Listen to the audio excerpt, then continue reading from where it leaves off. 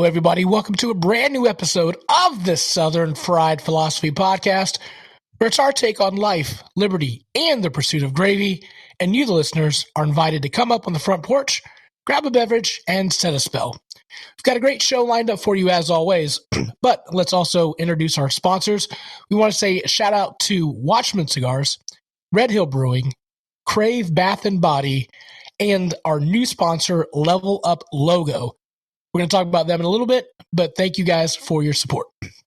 If you'd like to also support the show, please go to our website, sfpradio.com, and you could go to the donate button, click that link, and then you could join via Patreon. We'd appreciate that.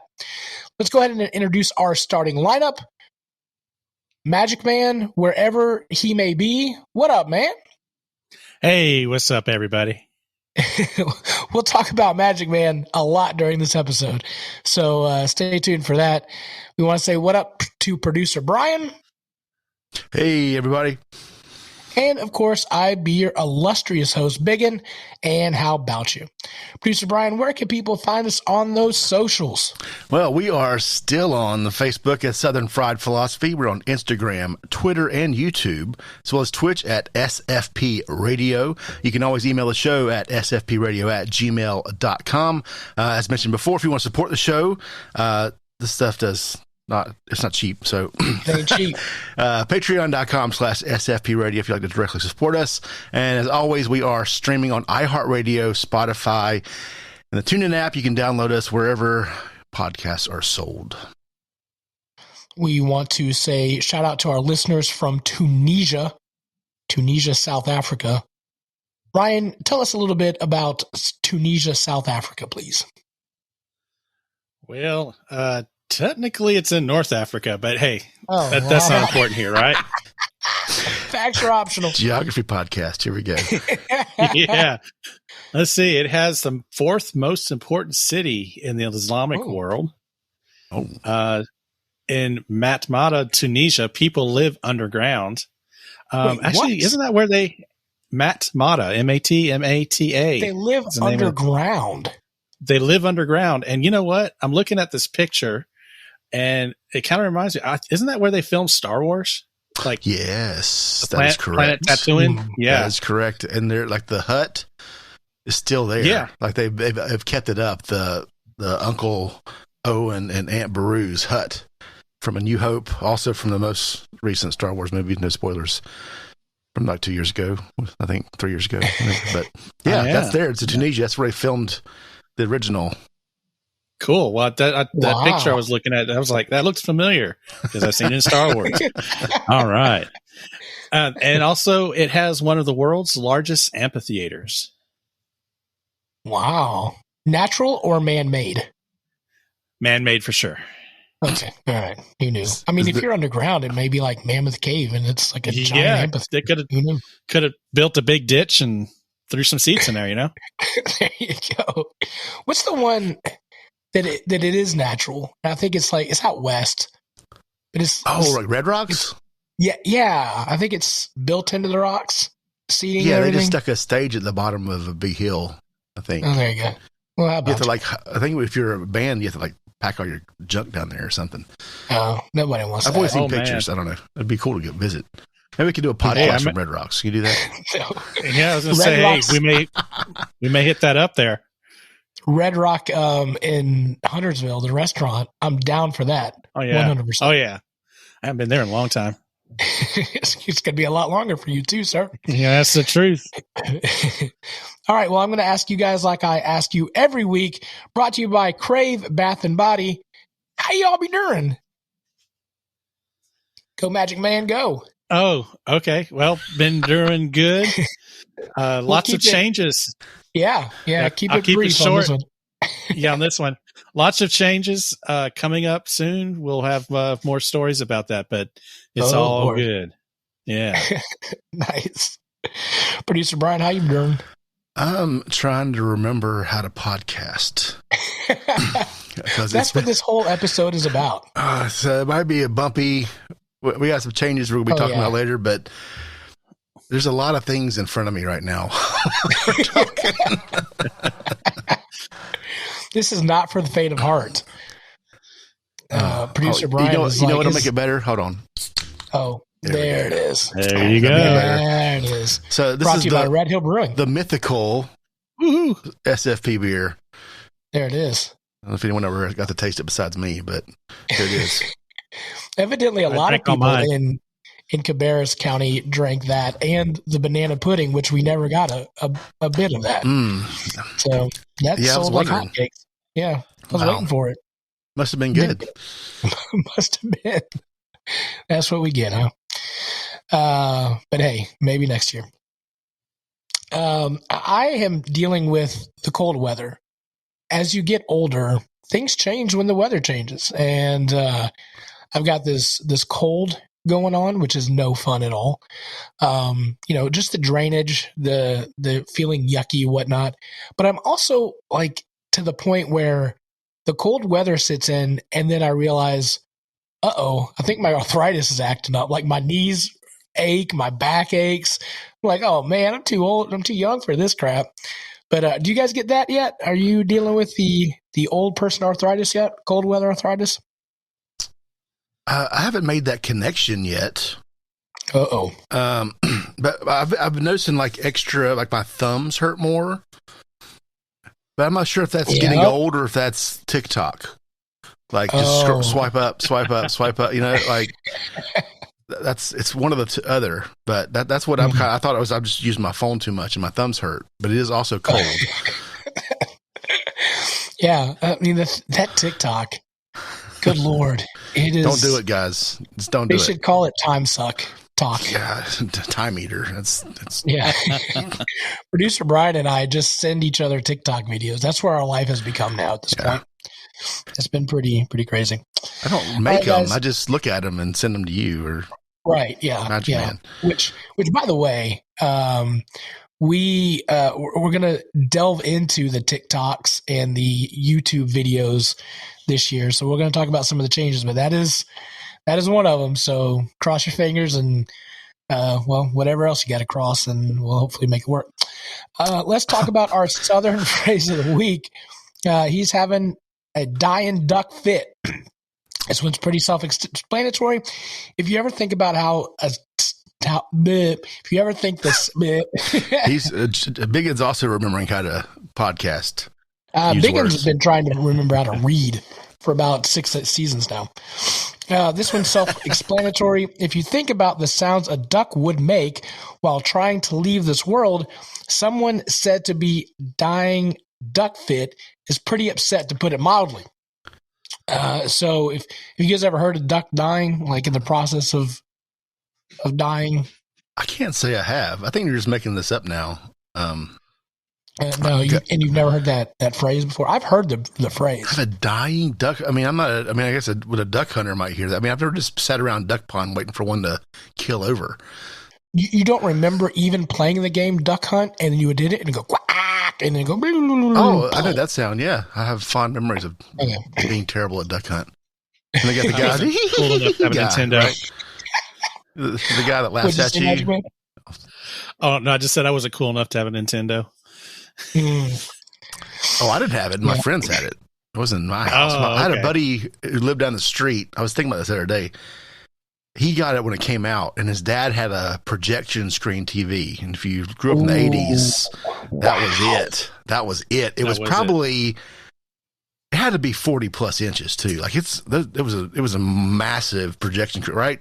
Attaboy. And my friend apparently he ruined the TV by pausing, like he had like Super Mario Brothers or something. Yep. And there was no saving back in the day, right? So you'd pause it and then like go eat dinner and come back. Well, he like left it like overnight or something. So when you'd go to watch the TV, you'd see like the castle or whatever in the background of all your shows. To say his dad wasn't very happy. Sure.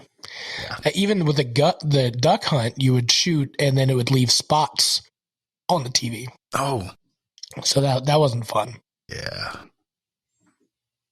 Oh. Sorry, guys. It's getting to be that time of night where all the drainage is coming down. So I'm going to have to call Brittany and get this all fixed up. She commented earlier she can fix the arthritis, I think. Or maybe it was the TikTok thumb. I'm not sure which one she was talking about. Probably both. Put your phone down. Yeah, that's how you fix it. Yeah, and eat more leafy vegetables.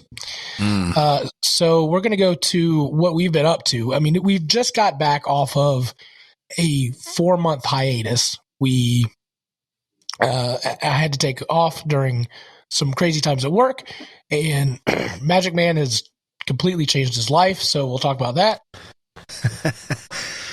And so we took some time off, been able to finish work. Busy time is over. So now we can get back to the show. And it's good to take a break. It's good to have a little break. You know, we love you all. We love doing this every year, but the whole year, until we actually get paid to do this, we kind of need a break.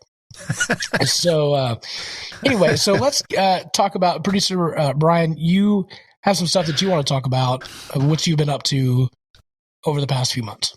Yeah, well, so I will probably have the least interesting story here because I don't remember doing anything interesting at all. Yeah, that's so. Let's see. When did we record the last show? Was it September? It was September 8th. Yeah, September the first week of September. So I remember being bored for about a month and a half.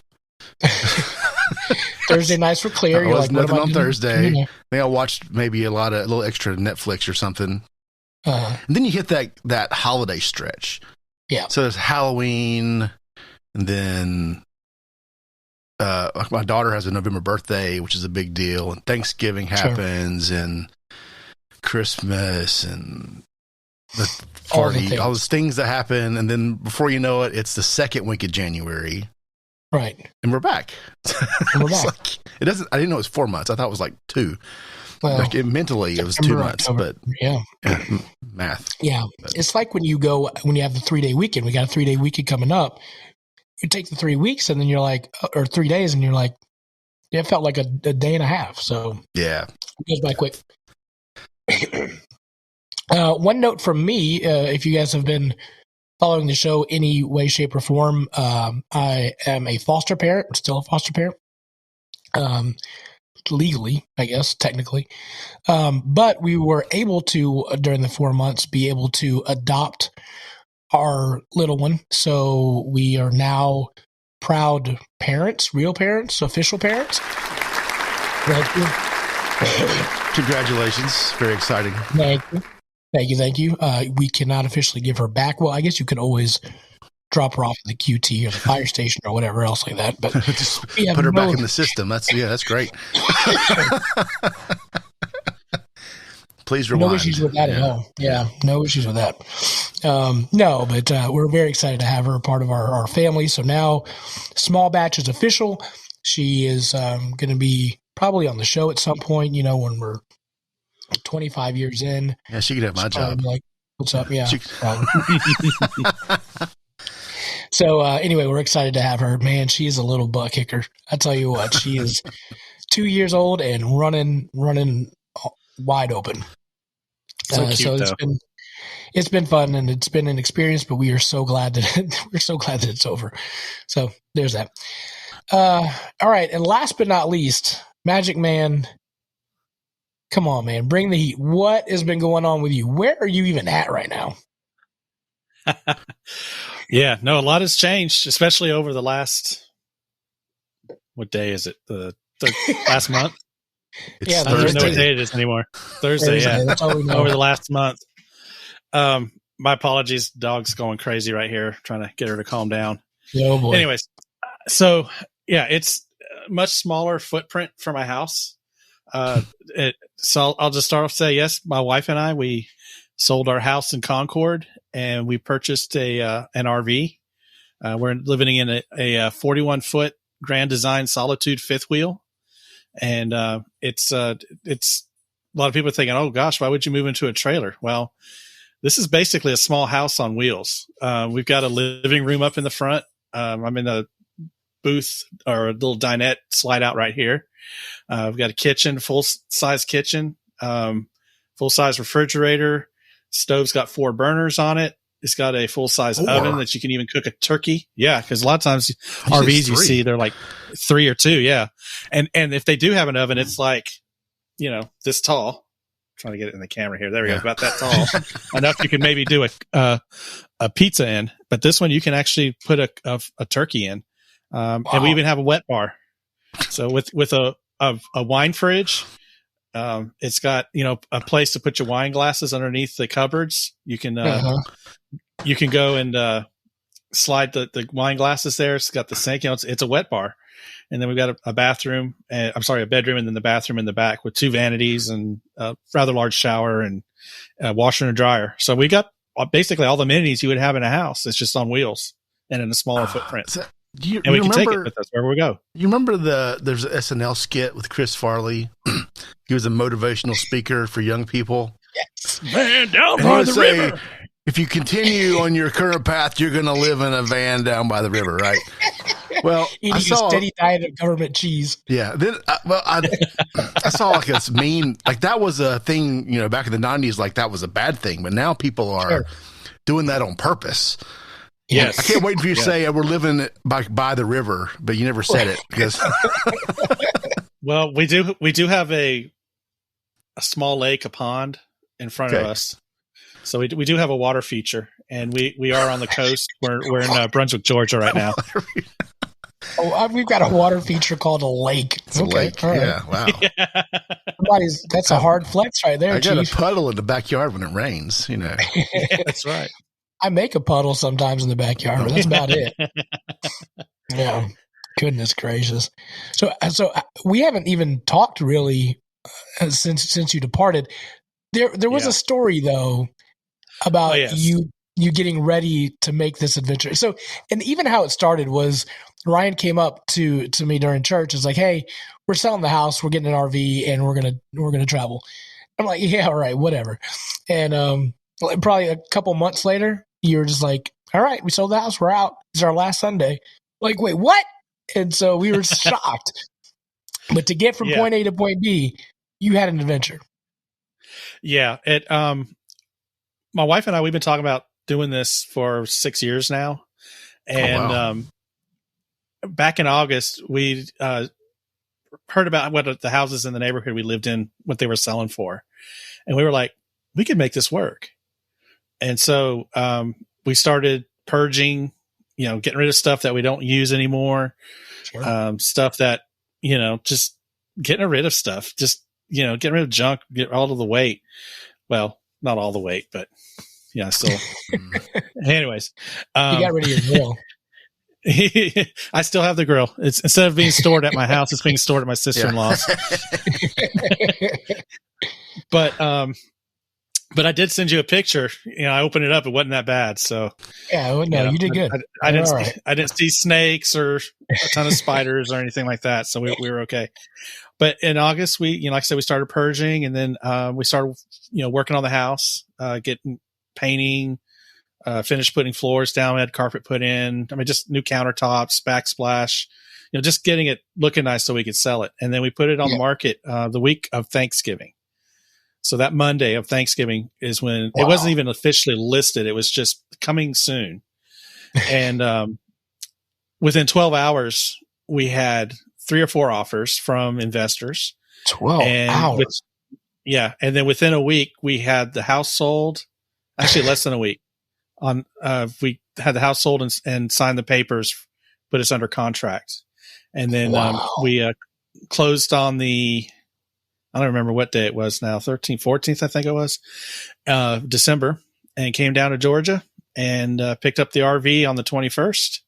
And we've been in here since. So, but the story, here comes the story. Here's the story. Here we go. So this was a very carefully planned, timed series of events.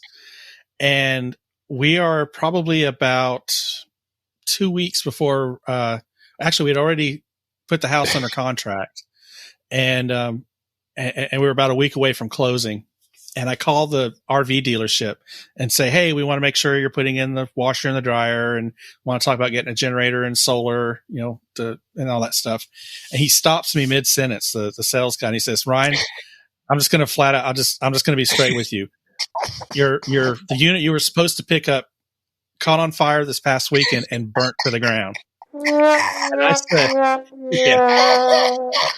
said, what? I said, you're kidding me. And he says, I wish I was, but it caught on fire. There's something happening where they hooked up the battery incorrectly or did something, and it caused a fire to start. It reached the propane tanks, and the propane tanks went off like a rocket. And actually, when we picked up the RV, we told them, we said, hey, that RV that burnt down 2 weeks ago, that was supposed to be ours. They're like, oh, you were the ones they were supposed to go to. They showed us the pictures on, like, everybody we talked to had on their phones this RV just blazing, just up in flames, just blazing. And you still said, I want to live in one of those. Yeah. Yes. So, hey, I'm not going to say anything because I don't want to jinx myself. But anyways, so yeah, we unfortunately it evidently took out 7 other units. So not only did our RV get destroyed, 7 other ones just got destroyed. Oh, and 7 others. Yeah. So we picked up our unit on a Tuesday. That Sunday before we drove down there, and we said, hey, we just want to see the one we're picking up. And so they drove us out, and near where our RV was parked was a Class A. Others? Yeah. Was a Class A. Yeah. Okay. Class A. And which is an RV that looks like a bus, and the front of it was just melted. And he said, yeah, that was one of the ones that got destroyed by by your RV. Oh my gosh. Yeah. So could you imagine? And they had changed. Yeah, they had changed how they hooked up electricity to the RVs. By the way, completely changed their methodology because they said they didn't want to run into that ever again. Yeah. Oh yeah. Could you imagine? Like Steve going, uh-oh, guys, I think I made him. Who gets to call the insurance guy after that? That's what I was thinking. I was like, man, I bet you that was so. But yeah, we how much? Like, I don't want to know exactly like how much yours cost, but like ballpark, what are we talking about on an RV like that? On mine, well, we got it for under like a range, like okay. For $250 to $800,000. I'm in a fifth wheel, and it's let's just say we got ours under MSRP, like way under. Okay. We got a pretty good deal on it, but MSRP was like $134,000. Okay, all right, and I'm assuming fifth wheels are cheaper than RVs because you don't have the motor and all that kind of stuff too with it, right? Yeah. So it's cheaper. Barely. Because, but yeah. Well, there's some nice Class A's that are like $300,000, or more. This would probably easily be $250,000 to $300,000 motorhome if it was a Class A, if it was like that. But yeah, we got it for considerably less than that. So that's great. But yeah, so I mean, you can get cheap ones for $20,000. I mean, these are gonna be small ones, bare bones, and then they go up from there. I mean, they got $1 million coaches out there. I'm sure people have seen celebrities with. Was it Will Smith has a double decker one? It's like a 2-story one. Don't be talking about my boy. All right, yeah, I'm not talking any smack. That's complete respect there. 2-story, like a $150 Coleman tent. Is that? I got a cot in the basement. Yeah. That's about as far away from this house as I'm going to probably get, or the cabin in the back. So one of the two. So how do you check the black tank level? Is that something you're worried about? I was wondering when these questions were coming. That's a personal question, Biggun. Yeah, no. There's a panel that I can hit a button and it tells me the level. So, yeah. Is that panel happen to be in the bathroom? Because that would be important to know there. It's in the kitchen. So basically, the panel tells me our battery charge level, our fresh water tank level, black tank level, and our gray tank level. Okay. So gray tank is non-toilet stuff. Black tank is toilet stuff for those that aren't familiar with RV. I Googled that today, by the way. Aren't you proud of me? I'm impressed, man. Yeah, how about it? I'm ready for this RV life. How's it backing up? Like, how do you back that thing up? Very carefully. Yeah, no, it's surprisingly, it's not too bad. I mean, it's big. I mean, you got to be careful, and I have Lori out spotting for me. You know, you doing do CrossFit? Exactly. If my truck didn't have power steering, yeah, I probably would be. But yeah, you're right. Yeah, but I mean, you just I've got experience pulling trailers. I mean, I'm not a commercial driver or anything, but I've towed many trailers in my life. So the difference is the pivot point, instead of being behind the vehicle, it's over the back wheels. So it's actually slightly easier than, like, I find it easier to tow this than I did the U-Haul trailer we used to move our stuff down here. So, but yeah, you just go slow, check your mirrors, and then like I said, I have Lori spotting me to make sure I don't back into anything that I can't see back there. That sounds so much like it's my like life. driving it's like a tractor trailer, essentially, is what he's doing. Yeah, it's almost like doing a tractor trailer.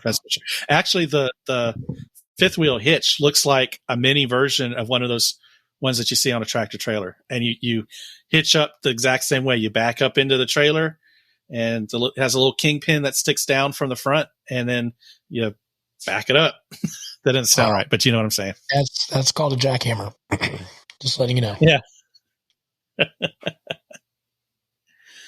What any other fun, interesting stories so far?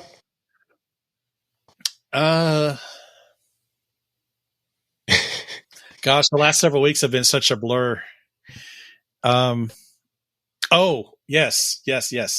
So we pick up our RV, and we stayed at my sister-in-law's. We had it at her place for the first couple nights because we didn't have any campground reservations before that. And then we went to our first campground and get pulled into our space. Okay, everything's good.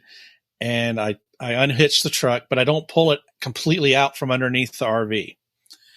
And so I go and I start, I put down the leveling jacks in the front, and I hit auto level. What I didn't know is that when you auto level, it actually lowers the front of the RV down. So it lowered the front of the RV down onto the bed rails of the truck. Ooh. And so I now have, especially on the passenger side, there's a little dip on the bed rail, and it goes out to the fender. Yeah. Oh yeah. And there's a little crinkle on top of the fender where it pushed it down. So, but no damage to the RV. It just did it to the truck. But that was painful. But learned from that. So now I make sure I completely pull that RV out. I mean, the truck out from underneath the RV. The second thing is they say that when you get a new RV, or even if it's used, you go for a shakeout camping trip. That's not too far from your house. So, of course, we don't have a house anymore. Sold to my brother-in-law. Yeah. So we go to, we were maybe 30 minutes from my sister-in-law's house. And we go and I get all the utilities hooked up. I go to hook up the water, and because he basically called city water, which is basically you hook the hose up to the tap and then hook it into the RV so you have water. It goes into a water filter that's built in, and it has a screw-on canister on the bottom, and then you put the water filter element inside of the screw-on canister. Okay. And so I screwed it on, turned the water on, and water just starts gushing out the top of it. I'm like, what the heck's going on? And I look at it, and I undo it, and I mean, I didn't see any leaks. I mean, as far as any cracks or anything broken, everything seemed fine. I'm like, what the heck's going on? So I look at it, and then I look down in it, and I realize there's no rubber seals around the top or inside of the housing where it screws up into. And the guy who was in the space next door to us comes over, and we looking at it. He says, yeah, you don't have a gasket in there, a seal. You need to have one for it to. I was like, oh, great. So we managed to we filled up the onboard water tank, with water just gushing out everywhere from that filter. And even when I turned the pump on for that, it still was gushing out of that because somehow it pressurizes and goes back. I don't know what it does, but it was just leaking like crazy. And we have a 93 gallon water tank on here, and we were going through 2/3 of it within one day, and that it should easily last us a week. Yeah. So, and of course, this is Christmas Eve or the day before Christmas Eve. And so I went to AutoZone and I got some gasket maker and I put that in there, and I managed to get most of the leak fixed. I still have these little pinhole spurts that came out, but it wasn't leaking as bad as it was without it. And we did that for, a few days until the following Monday.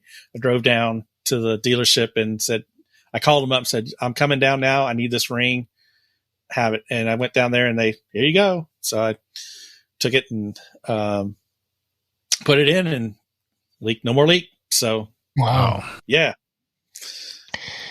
Well, on the reverse side of the leak part, you also had to buy a truck. Yes. Can you tell us the name of said truck? To drop your camper That's on. Right. The one I dropped the camper on. That's right. Okay. Well, it is a 2016 Ram 3500 dually diesel. And it is brown color. And I have affectionately nicknamed it Big Dookie. Y'all, my wife doesn't like that. No crap. I could have called that right now. When you said that, I was like, no, I ain't gonna like that. Yeah. But what's funny is my sister-in-law and her kids and stuff that they and her boyfriend, they think it's hilarious. So we all keep calling it Big Dookies to my wife's chagrin. Yeah. Oh yeah. No, I'm going to keep it. So we're riding around in Big Dookie. So are you liking it so far? Is it as good as you thought it would be? Yeah. Oh yeah. Yeah. It's, of course I'm still working full time. Yeah. Unfortunately, I have a job where I can work remotely, and the company was willing to let me work remotely. So I appreciate them doing that. Yeah. But yeah, we have been able to enjoy some aspects of it. Most of the time we've been, it's busy getting settled in and getting oriented with it and stuff like that. So we haven't done any true RVing or camping things yet, other than towing it and setting it up and taking it down and sleeping in it. Gotcha. But we did get to cook out this past weekend. Yeah. We bought a little grill. I don't know, it's probably, I think it said it has like 206 square inches on it. It's a charcoal grill. All right. And slapped that thing together on Sunday, and we threw some kebabs and burgers on it and had a nice little cookout. And it was a beautiful day down here in South Georgia. We had 80-degree weather, and just it was the campground here is beautiful. It's got trees all around us and palmetto bushes and just great. Wow. Nice. Yeah. Are you able to meet some cool people? Yeah. The first campground we went to, and this is actually something that's kind of a no-no, being an RVer. As soon as we pulled in, they kind of converged on us. And friendly, very friendly though. But what you're supposed to do is when someone comes in, you let them get set up, then you go over and talk to them, because you have like a system or a method that you go and get everything set up. And if you got people talking to you, get distracted, you may forget something. And then, it could either be a minor inconvenience later on, or you could cause some damage. So you let the people go through their checklist, their setup checklist. You let them go through and get everything set up. And then after you see that they're settled, then you go over and talk to them. Well, we got there and we had just put on us. It was, I mean, I appreciate it. It was people were so friendly, and, my wife, she's kind of introverted, and so it was a little strange for her, and she's like, I'm going to go inside and sit up in there. And I'm outside just yupping it up, because I'm an introvert, but I'm a social introvert. So I like, there you go. I'll yuck it up for a little bit. Bruce Brian, you've got that inquisitive look on your face. A social introvert. Yeah. That's basic. That. Yes. That's somebody who likes to be social. Yeah, that's right. But it's basically, somebody that can be social, but in limited amounts. Like I don't live to be social. Like an extrovert, they live to be social. Okay, I'm with you. Yeah. Like I like to be social. It drains only a me. certain amount of time. Like I can do it, and then I'm exhausted. Yeah. That's why there's only 3 people on this podcast. Too many. We start getting tired. Yeah. Maybe a 15-minute podcast. Exactly. So wow, man, that's good luck. I was thinking about it and I was like, okay, maybe you and Lori, but I forgot that you've got a giant dog there with you too. That's taking up some room as well. She's adjusting fairly well. I mean, she's 45, 50 pounds, maybe dog. She's a lab mix. But she's adjusting fairly well. And, we're kind of glad because, we get her out, she can smell new things. And well, that's basically what dogs do. They like to sniff around and stuff. So, but yeah, I mean, it's been fun. We felt bad when we were going through the transition because we were having to like keep her in the bathroom and stuff like that. So she wouldn't run because she's a runner. You open the door and she'll run out and run off. Ooh. So, and she's a chocolate brown dog. So, if especially at night, cars won't see her and they'll run right into her and she'll dart in front of a car in a heartbeat. Just so, smart. So, dog. we're, yeah.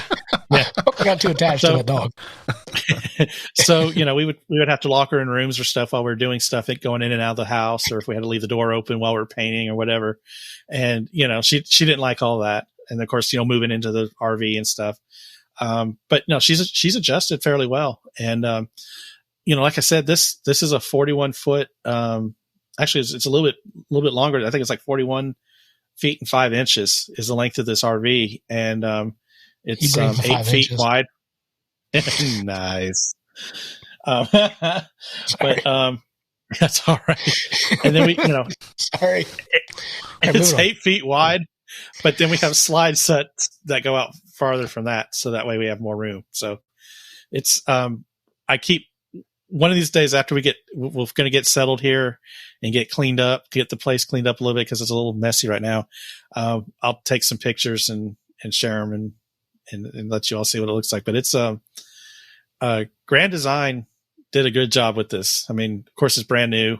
We'll see how that holds up down the road, but literally and figuratively. But it's the design is good for sure. Nice. Well, we will be. I mean, you obviously still stay on the show. You're head of chat and making sure everybody's talk to you on the chat and bring in your opinions and thoughts as well. But we'll also have a segment called where I'd like to call it "Where the Hell's Ryan," and then we'll figure out whenever you move to a new location, we just say "Where the hell's Ryan," and then you let us know where you're at. You give us some thoughts and ideas around that area, and then some facts, and we'll go from there. So I'm excited about that. Well, there's not much to see behind me right now. Well, there's that. What is that? Is that reflection? That's the reflection of the light. Yeah, that's I have a light I thought up that was there. a whole other room. I was like, what just happened there? Okay. No, I do at some point. I would like you to do a video, and then we'll do like Cribs SFP style, and you give us that. That'd be great. That would be awesome. Can't wait to see the basketball court. That's gonna be great. Yeah, it belongs to the campground. Here's our pool. Here's our dog park. That's right. Yeah. And here's the crazy lady 2 camp spots over. Oh man, I can't wait for those stories. Here's the thing that when you immediately said we're on the road, I kept thinking about the upside down pineapple. Oh, and no. I'm like, no, you're gonna become those people. So it's just one of those, like being in Florida, in a campground. That's the mental image that I get. Like it's a nudist colony. I don't know why I get that thought, but I feel like that's what it's going to turn into. Yeah. Is that not? That's probably not even. I've been in a lot of campgrounds, and none of them reminded me of a nudist colony. All right. Yeah. Thankfully. This is our third one. This is our third campground, unfortunately. Wow. Yeah, why is it your third? Yeah. You've only been there for 3 weeks. Yeah, we're trying to shake stuff out. Yeah, just the first one was we were there for a week, and then the second one there was a gap between that one and the one we're at now. So we went to another one closer to my sister-in-law. It's actually literally 5 minutes from her house. And then we had this one, and we've been here to this one for 2 weeks. Actually, we're leaving Saturday, and we have to stay in town for an extra week because we still have some business we need to take care of. So we're going back to the first one that we stayed at because we liked it, and it was, prices were decent. We're going to go back, stay there for a week, and then, I was like, make up your mind. He's on the Brunswick, Georgia tour. He's just going to keep circling it. That's right. And eventually just buy a house down there. And then I have, it's on wheels. Yeah. But a new place to store my grill. Yeah. The great thing about that lifestyle is if you don't like the neighborhood, you can just leave. Yeah. Just go somewhere else. It's not a problem. That's right. But so we'll be there for a week, and then we're heading to West Georgia to a campground called East Bank. Okay. That's not confusing. So exactly. Somebody didn't name that properly. Man. We're going to be way on down on the Chattahoochee. It gets harder than a hoochie coochie, from what I hear. That's right. There you go. Well, if you guys are tuning in via YouTube Live, Facebook Live, what have you, hopefully you've noticed a little bit of a difference of how things look. Producer Brian spent some time off on the break to kind of make things look a whole lot better. That's not a heartbeat behind on the backdrop. That's just it's a wave. It looks like it's a heartbeat. It might change, so we'll see. And we could change things around. But this new platform has got some great stuff. You guys can see all three of us. Any comments that come up, we can see it up on the screen. It makes things look a lot better. Producer Brian, you are the expert on this one. What else? What else do you want to talk about on this? It just gives us some options, I think, going forward with some video content. Streaming. We can do a little more on YouTube, Facebook. It's a little nicer than the big Zoom square, right? So we get some features on the back end, where for our internal communication during the show. And I think that's the back end's really where it helps. But it does look nicer. We have the ability to add more guests, like we could do more interviews at a time, possibly. Have more people on. You can see the chat. It's customizable. We can make it look the way we want to. Next week it might, just be all circus clowns. So no, I'm scared of clowns. You know that. I'm scared of clowns. Don't do that. Sorry. No. That's just rolled off the tongue. I apologize. No, I understand. So I'm excited about this platform. It's awesome.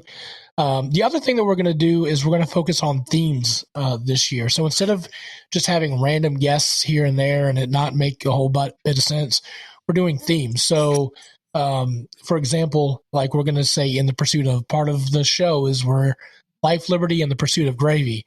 So in January for at least one episode, we scheduled 2, but the guests couldn't make it. During the month of January, it's going to be in the pursuit of making this year count. So on the 27th, we have Kurt Nelson. He's a behavioral scientist focused on positive behavior change, motivation, influence, and habit formation. So how we can make 2022 really kind of, be a banger of the year. No pun intended. And for February, since it's Valentine's Day, it's going to be in the pursuit of things that we love. So we're going to be talking about adoption and foster care. Biscuits. Maybe biscuits. Oh, sorry. We're going to have our spouses on the show, which I haven't talked to you guys about. So there's that. And then food selections and bourbon and food and that kind of stuff. So we're trying to at least keep a theme. We're going to be talking about deconstructing church. We're going to talk about racial understanding. And so the Southern Summer Series will be kicking off as well. So Southern etiquettes, a grist mill, a tailgating session. Hopefully we'll have some more guests that'll be on that. So just trying to keep it a little bit more organized. So that'll make things look, feel a little bit more professional. And then the other part is the website. If you guys will go to sfpradio.com or southernfriedphilosophy.com, and we've got a brand new website. And it actually just got launched today. So that is Thursday the 13th. Can I say this? Ever since we started with the show, we've had Webmerized, WEBMERIZED. My friend Robert has hosted and has built that website, and he's done a great job, and I really appreciate it. I stumbled upon this particular platform that we're on now.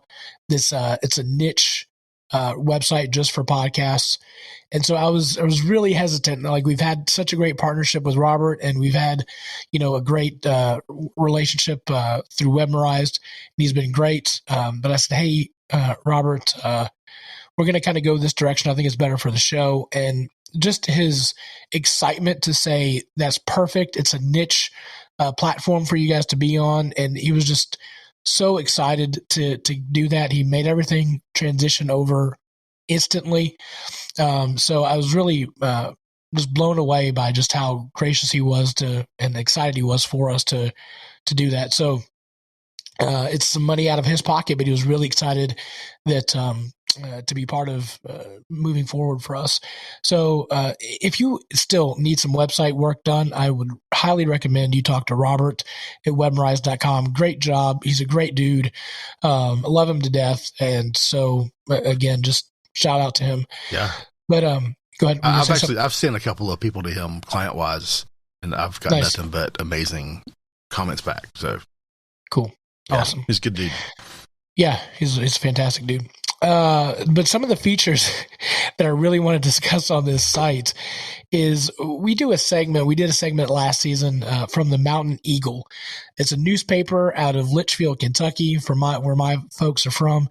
Kentucky people are my people. And they have a thing on their newspaper called Speak Your Piece. And they have a voicemail set up where people will call this number and just say anything that they want to talk about. They can talk about politics. They can talk about somebody stealing their dog. They talked about the Pizza Hut closing down. So whatever they wanted to talk about, they would talk about it on the voicemail. And then the Mountain Eagle would then print out some of the more, I guess, appropriate voicemails that they received. And it was comedy gold. It was just awesome stuff. So this website allows you to go to the site, and there's a little microphone at the bottom, and allows you to leave us a voicemail.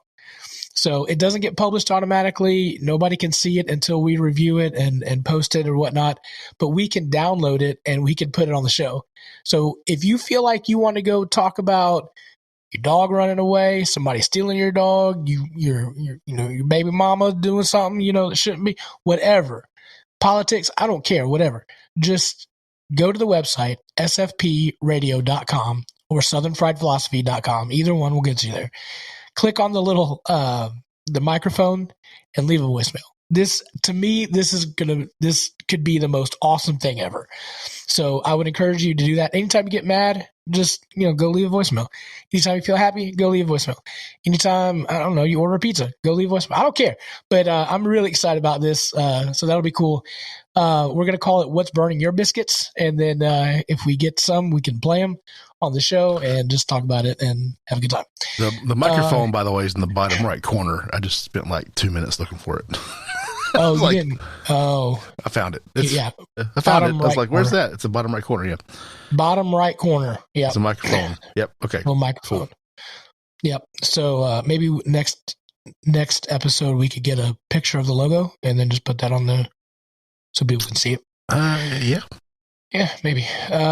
Also, you can sign up for emails. You can leave reviews. We would really, really love for you to leave a review on a specific episode, or especially on Apple reviews. That really kind of boosts us up in the ratings, so we would appreciate that. But if you just want to leave a review on a particular episode, you can do that there. So that'd be fun. Oh boy. Uh-oh. What happened there? Okay, so I haven't looked at the website a lot. I just clicked on the reviews because I was curious, right? Sure, yeah. A lot of great reviews.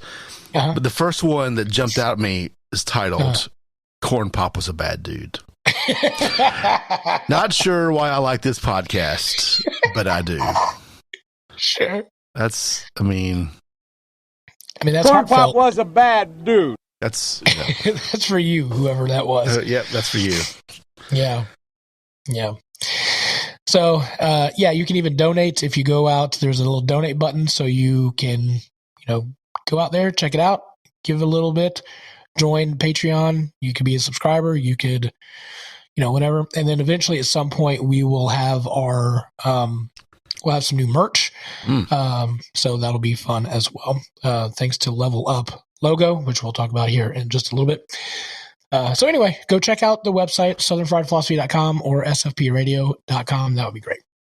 Last but not least, I thought, hey, 3's a crowd, 4 is even merrier. So in a couple weeks, we'll have a new voice coming on the show. We're going to see if she likes being on the show, how things go. But Erin Waller is going to come on. She is going to be fun, interesting. She'll be a hoot to have on the show, a different opinion, a different voice, a female voice, which I think is going to be fantastic for the show. So I'm excited to have her on in 2 weeks. We're going to have her on next week, but she went on vacation. I'm like, who approved your vacation, lady? You can't already go on vacation. It's not fair. So any thoughts that you guys want to talk about? Anything to discuss?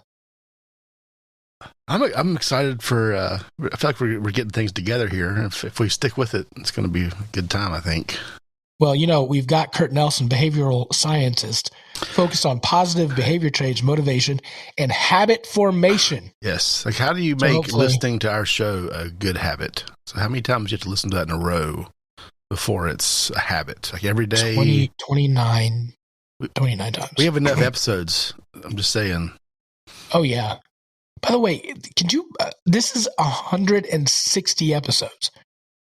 160 times we've hit the record button. Wow. Technically 161, but we won't talk about that lost episode. That one. I don't remember. I wasn't part of that, I don't think. But yeah. There is no number 13. Maybe we'll save that for an uncensored podcast. Oh. So yeah, if you look it up, there is no 13. Anyway, so you guys remember Magic Man? Yes, we need Magic Man to go investigate. Oh, yes. Oh, you could be an investigative reporter. Man in the field. That would be awesome. A man in the field. That's right. So you guys remember, maybe I'll let you remember, I don't know. But last year there was a California couple found on a hiking trail, and they were deceased. Sad story. I'm not making fun of it. We're not joking about it.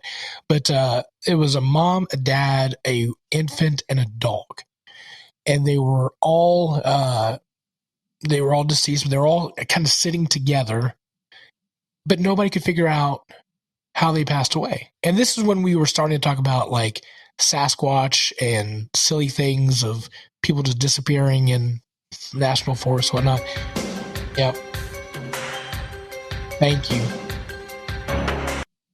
Sorry. So nobody could figure out what happened. So they thought maybe it potentially was like a plume of poisonous gas that came out of somewhere, probably not Magic Man, and killed the family. Well, they did a tox report, and that wasn't the case. So now they're saying that you okay there, buddy? You all right? Oh, yeah. Right. Okay, cool. That it was hyperthermia, not hypothermia, but hyperthermia, when your body produces more heat than it can release. It says that one of the adults, they were dehydrated. It was too hot. One of the adults went to go get help, and then they perished, and then everybody else perished because of that. But y'all, This, again, it still doesn't add up. It was, when they left, it was at 75 degrees. They only walked 2.2 miles. And it then became like 99 degrees when they came back. They had 85 ounces of water for the whole family. How does that make sense? Doesn't. How does that make sense? Like the dog died. The dog too. That doesn't make sense. Doesn't make sense at all. So you're wanting to send me out to where this occurred? Oh, absolutely. Yeah, you're going to Devil's Gulch Valley. Yeah. You're going there, and you're going to investigate this thing. You're going to go 2.2 miles. Take your dog.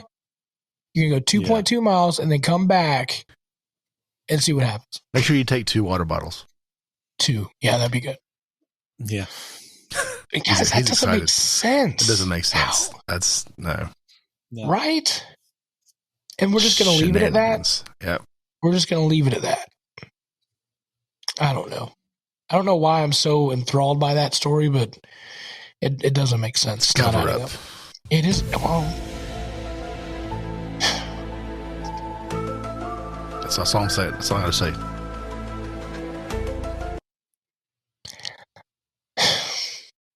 I don't want to say aliens, but it doesn't have to be aliens. It could be what could it be though? Lizard people.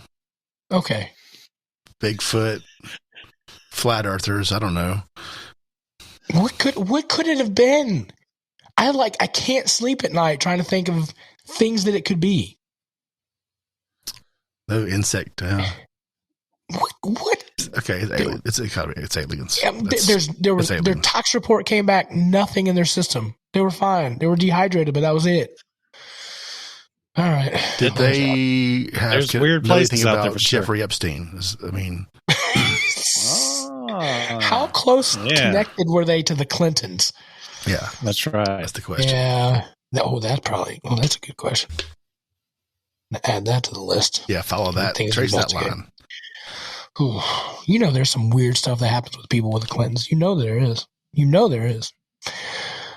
Speaking about things that are weird, in the U.S., guys, this is phenomenal.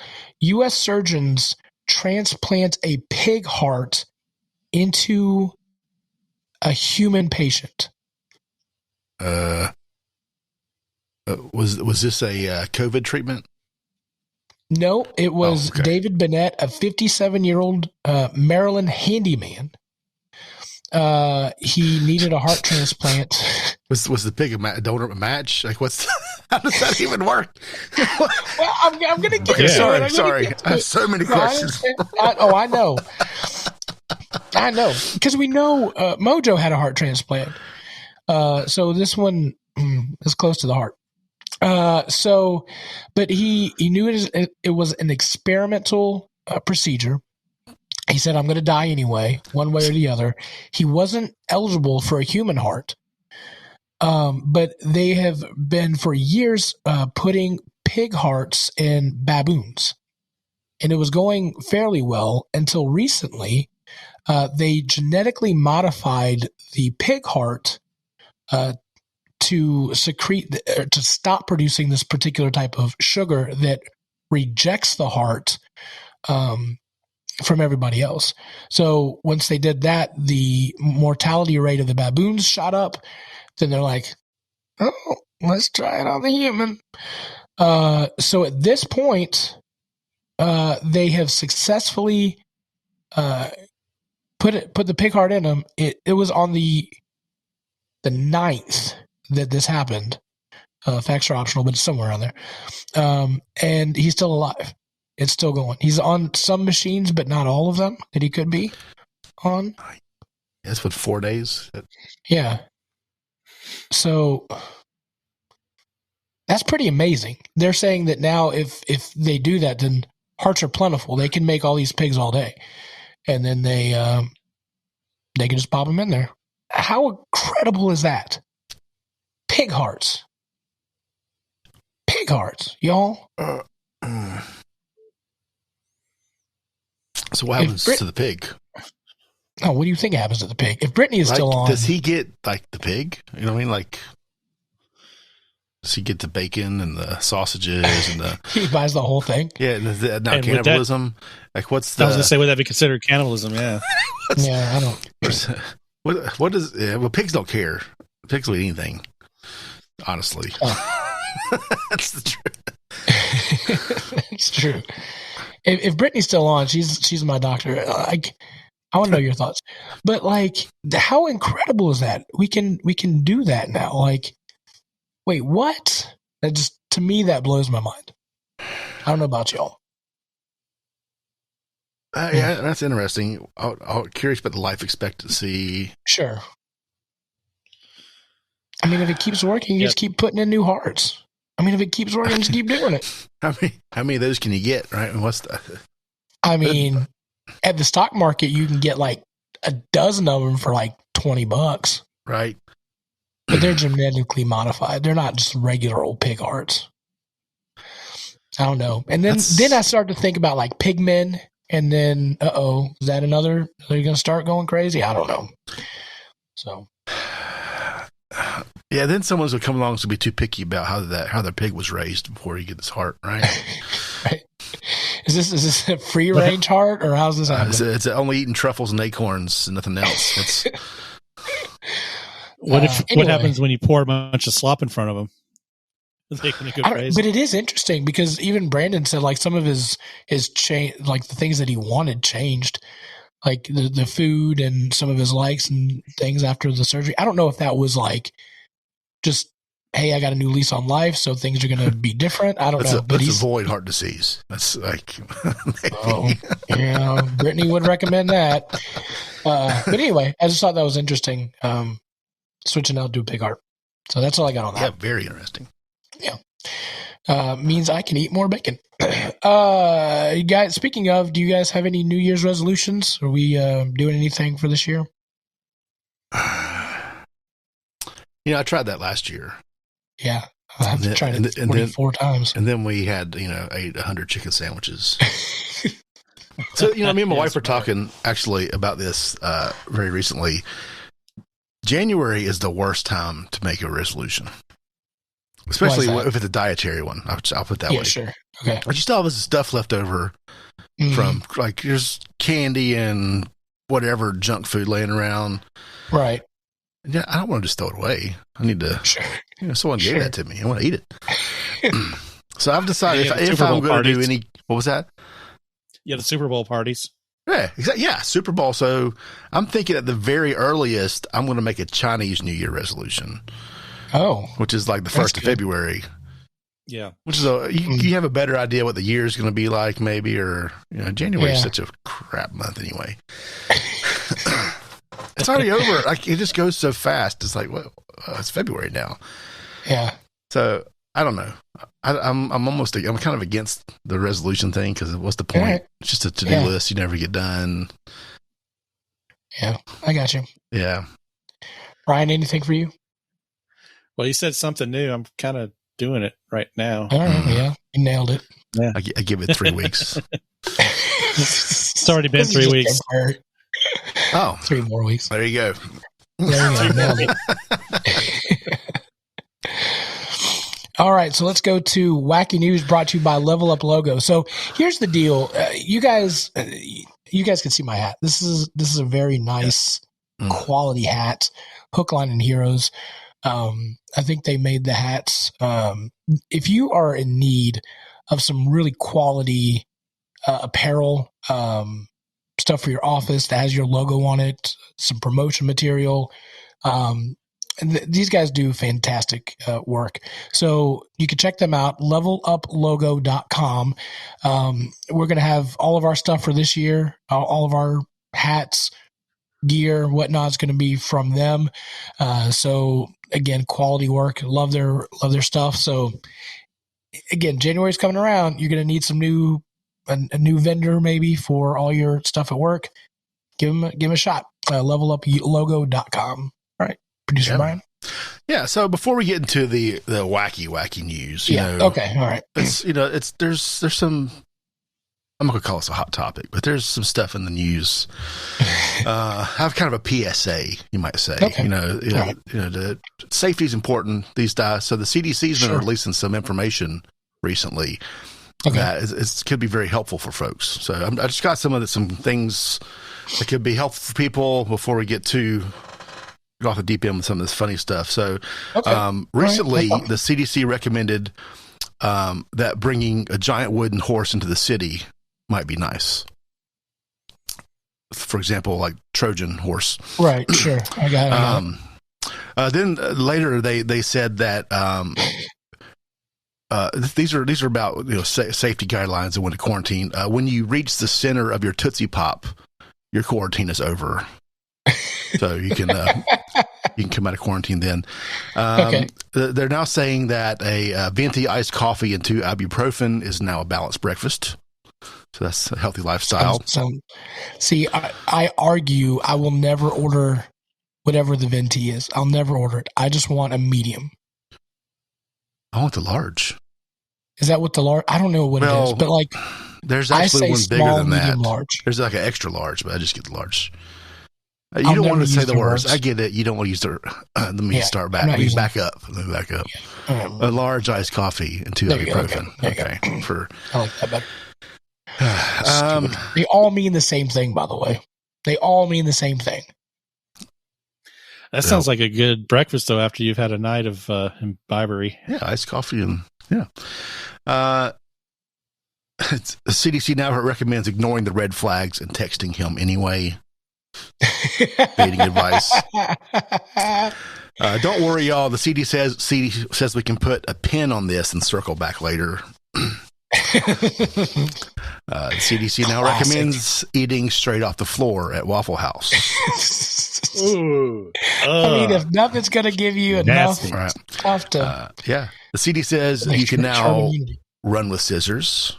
So that's okay. I've always wanted to do that. Nice. Boy, they've announced by the minute. They'll be shortening the quarantine period even more for Amazon Prime members. Love it. Thank you, Jeff. Nice. CDC guidelines say thoughts and prayers really do work. So they don't. Yeah. The CDC also recommends simply walking into Mordor. That's a high nerd reference there. Okay. As one does not. They are saying it's now okay to watch your dog stretch without saying, ooh, big stretch. I'm a dog person, so. I don't think I've ever seen that or said that. I think babies do that. Like people do it with babies, I think, more than dogs. But you could say that. The 5-second rule has now been changed to 15 seconds, so you can pick that cookie up off the floor. Nice. It gives me enough time now to bend over and pick it up. Yeah, there you go. Plenty of time. Yeah. The CDC just announced you don't actually have to wash your hands. Just get the fingies a little wet. Oh, my gosh. Love it. Yeah, the CDC has now announced they're dating Pete Davidson. That's a celebrity. Ouch. Yeah. I saw a picture, something came through there. It showed Pete Davidson with Hillary Clinton. And the tag was, well, good for her. Well, good for her. Good for her. The CDC does recommend splitting up your quarantine over your 2 15-minute breaks. They're also recommending the Carnival Cruise buffet. Come on with it. If your boss calls, you got to answer, even if it's the weekend. Oh, well, that's anyways. Yeah. Well. Yeah. Really? Yeah. No, I got to. The fighting words here. The CD says pineapple don't belong on pizza, especially upside down ones. And then the last one, but certainly not least, you can now talk about Fight Club. So. Well done, CDC. Yeah, there you go. Thank you for all that. These are not recommended by SFP Radio, though. Yeah, I'd loved watching those come out. Yeah. Oh, yeah. Those are great. I see my tax money being spent wisely. Southern Fried Philosophy are not necessarily those of our guests, of the CDC, or friends of the show. Yeah, or government agencies. Yeah. Speaking of government agencies, come on. We have, and these are not fake tweets I'm about to say here. The IRS is now reporting that if you stole property in 2021, you must report it as income. Wow. So, these requirements can be found at the IRS.gov amid other missives to report income earned joined from jobs in the gig economy, taxable alimony payments, stuff like that. Quote, if you steal property, you must report its fair market value in your income in the year you steal it, unless you return it to its rightful owner in the same year. If you're dealing with drugs or other crimes, you must report your earnings on line 8Z, Schedule 1 of your 1040, or on Schedule C if you're self-employed. Don't forget to report any bribes or kickbacks you took in the course of doing business. Kickbacks go on Schedule 1 or Schedule C. Yeah, and you can imagine what the internet did with this. So one person did question, if you steal a bunch of TVs from Walmart and a homeless man steals them from me, is that a loss or a write-off? And then another person says, once you report your stolen stuff, you legally get to keep it, right? Asking for a friend. And then an IRS spokesperson confirmed the provisions on its website, but declined to comment further. This is the news, folks. Y'all, do you think that any of those will get used?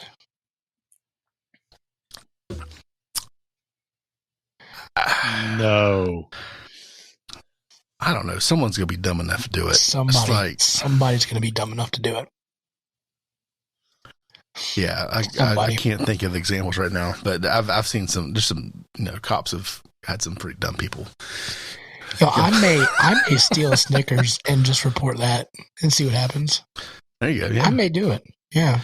$1.50 extra on your schedule. I stole a Snickers. I forgot I had it in my pocket. Oops. Mm-hmm. It's all melty.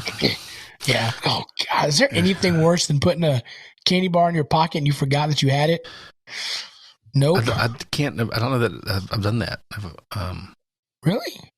Huh. I don't think so. Not the candy bar. Well, maybe I was a kid. I might have stuck in my jacket pocket, but not like a full size. No, like Snickers. No, we had to get. Someone might think you're happy to see them.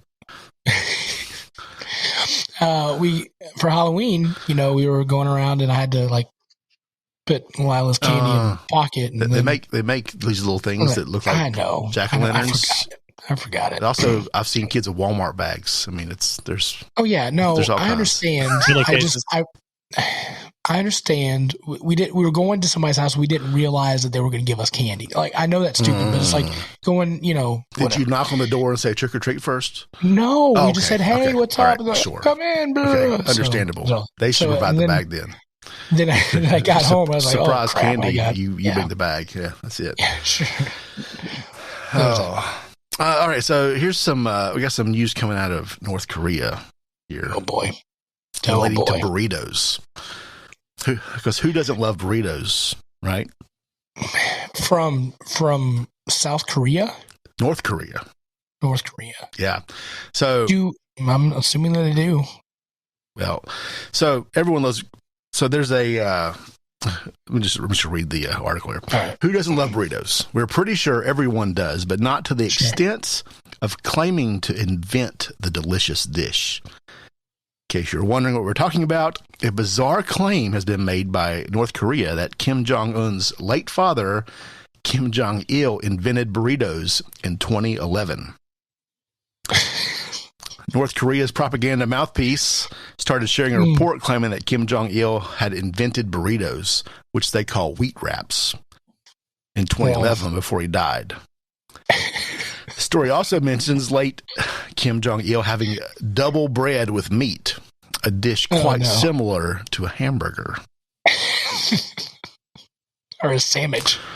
Yeah, so they're saying that the burrito, which was pretty much, I think it was invented in the 30s in California. I thought. It wasn't in Mexico. Okay. All right. I'm not going to say it. Yeah. Okay. Mission burrito, the one I'm thinking of. The big one, the big fat ones we have. We think about Chipotle, those burritos. Yeah. Those came out of California. Huh. All right. Now you know. Yep. Facts, nothing folks. else, the show's educational. If nothing else. If nothing else, you will be, may not be a good education, but we don't have that drop of Donald Trump calling him Rocket Man, do we? I don't have the Rocket Man. No. If nothing else, that's my favorite thing from Donald Trump ever. Oh, I've got this one. Very positively in another sense. So this morning, I tested positively toward negative, right? So no, I tested perfectly this morning. Meaning I tested negative. But that's the way of saying it. Positively toward the negative. Yeah. Guys, I miss him so much. I miss him so much. He called him Rocket Man because he shot his rocket and it just fell down.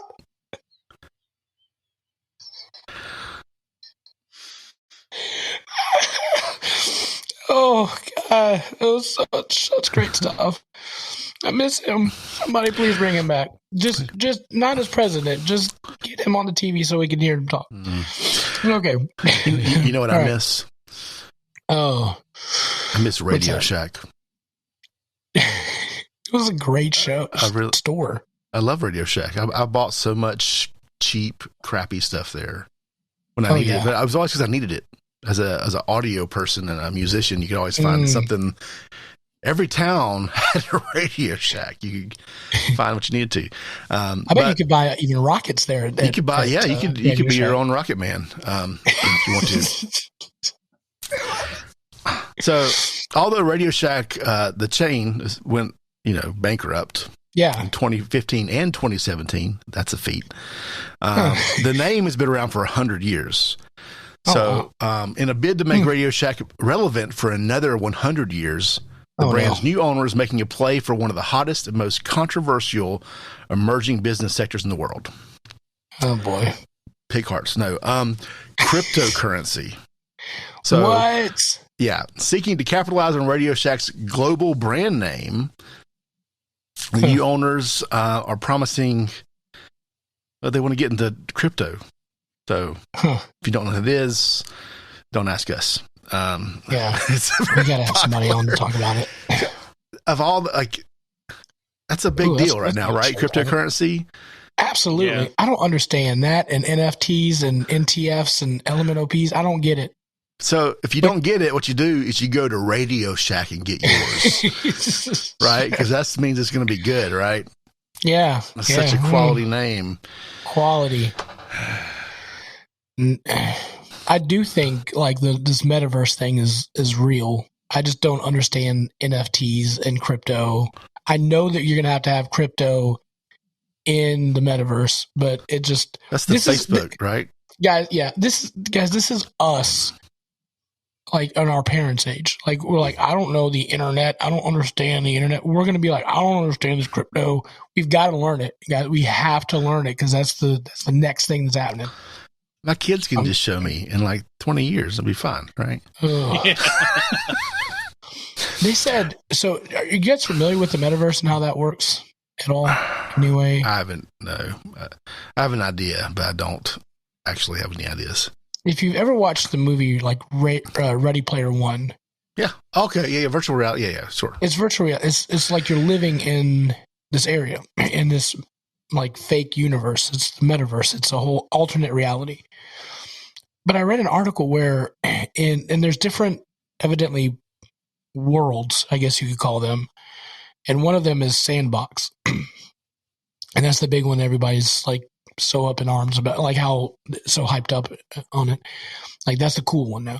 So you can buy virtual land in this sandbox, and the cheapest parcel of land is $11,000. $11,000 for a fake piece of land. And people are paying it. Nike, Adidas. I know other stores, the companies have bought land because they're just spending money because they can. But it's crazy. So, $11,000. I played a game in the very, very early 2000s It was called There, and it was like an online social, like you made an avatar. And you know, this was before VR, so you'd walk around with your keyboard or whatever. And there were people that would craft things. They would make, there was like motorcycles you could ride in there, and boats and cars, like clothes, like anything you dream of, people would make it and sell it for this in-game currency. Well, you could buy the in-game currency with real money.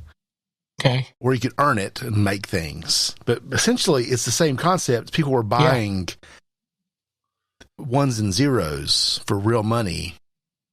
I don't have any of that now.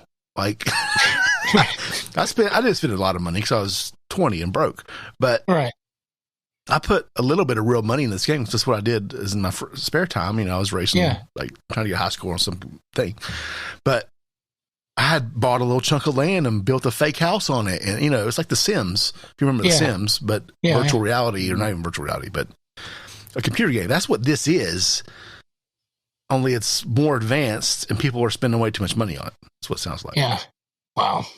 Next thing you know, we're all going to be living like Magic Man with a headset on our heads. Yeah. You know, but we think we're in the virtual world, you know. Yeah. Why live in a house when you can live in the virtual world? Yeah. Live in the storage cargo container, right? Yeah. That's not a bad idea. Stacked up 20 high.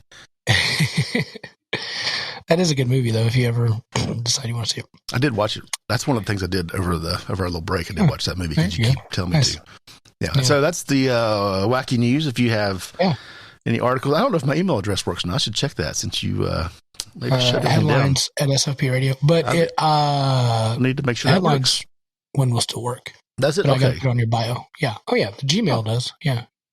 No, but at SFP Radio. I don't know if that works or not. So if you have any wacky news for the show, send them to sfpradio@gmail.com. Yeah. We'll figure it out. Yeah. Okay.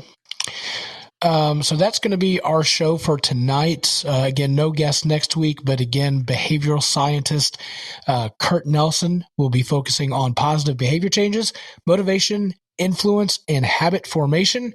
Let's kick off 2022 with a bang.